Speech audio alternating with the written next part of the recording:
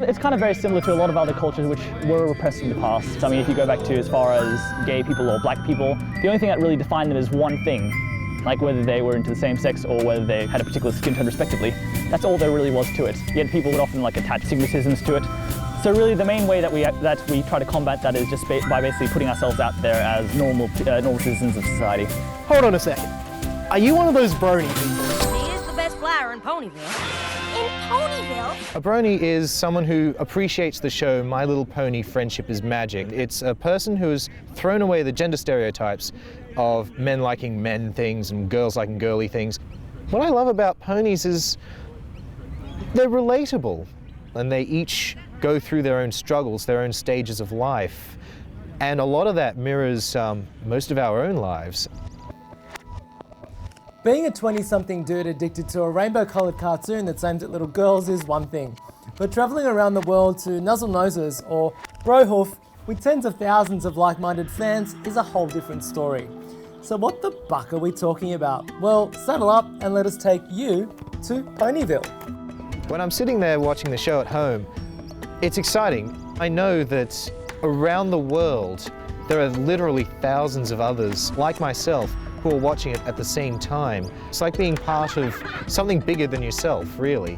I'm ecstatic at that point. And just the huge community of people. I can just walk through university wearing one of these style of shirts and someone will just go, "You're a brony," we'll fist bump, Brohoof, which is sort of like that, and we'll instantly start talking and get along. It's better than just rooting for the same sports team. It's like a sort of more global type appreciation thing.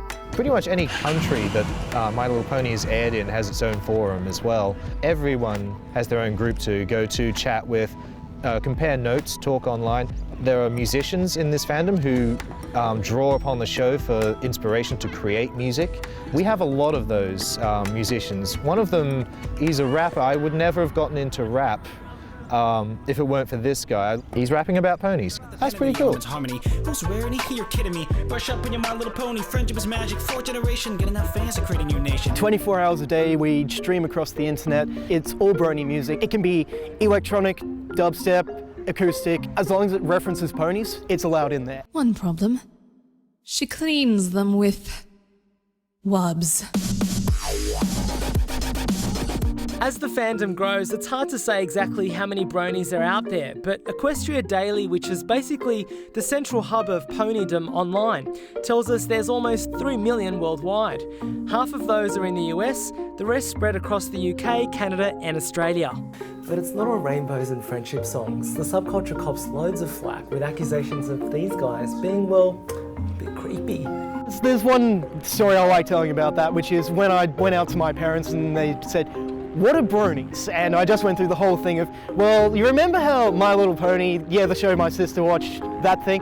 Yeah, that's what it is. It's just a bunch of guys watching My Little Pony, sort of age 20 to 30. It's the weird demographic, and they're just sitting there going, "Why can't you do drugs like a regular kid your age?" I'm not going to treat it as this is a mark of me being a brony. I'm going to treat it as this is a mark of the friends I made along the way. This is the mark of the culture I got into when I got into it. No matter what changes happen, no matter how everyone sort of moves on, whatever stage in life they go to, I'll always be able to look at this and go, I was a brony when it was fun to be a brony. I was a brony when we did things that made differences.